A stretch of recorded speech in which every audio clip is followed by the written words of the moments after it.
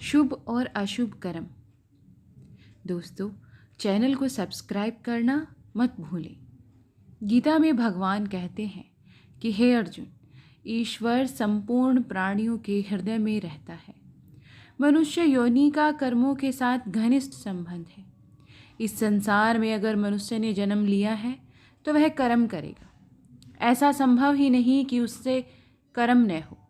वह कर्मों के माध्यम से अपनी इच्छा की पूर्ति करना चाहता है। गीता में भगवान कहते हैं कि तू शास्त्र विहित कर्तव्य कर्म कर, क्योंकि कर्म न करने की अपेक्षा करना श्रेष्ठ है और कर्म न करने से तेरा शरीर निर्वाह भी नहीं सिद्ध होगा।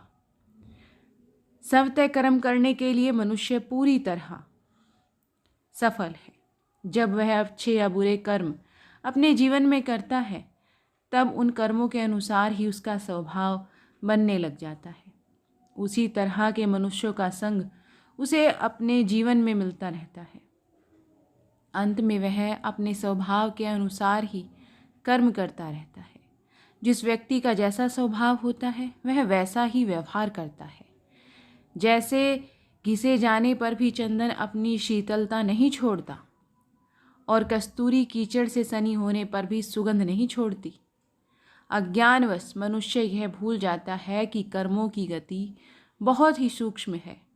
अच्छे या बुरे कर्म को भली भांति विचार करके ही करना चाहिए, कार्य चाहे छोटा हो या बड़ा।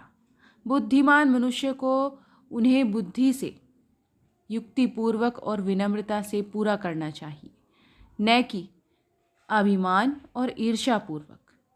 पांडवों से ईर्ष्या रखते आपस में लड़ाई थी।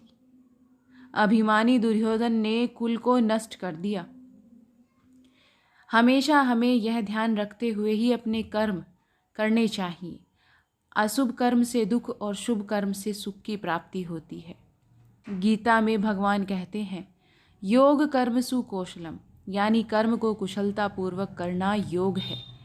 इसलिए शास्त्रों से हमें अपने कर्मों में कुशलता लाना सीखना चाहिए।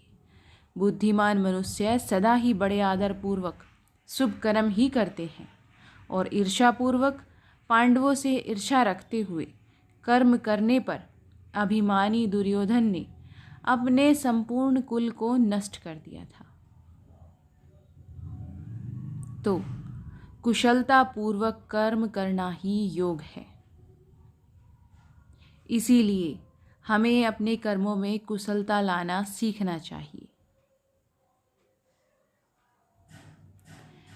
शुभ कर्म ही करते हैं और शरीर से, मन से और वाणी प्राणी सभी कल्याण करते हैं।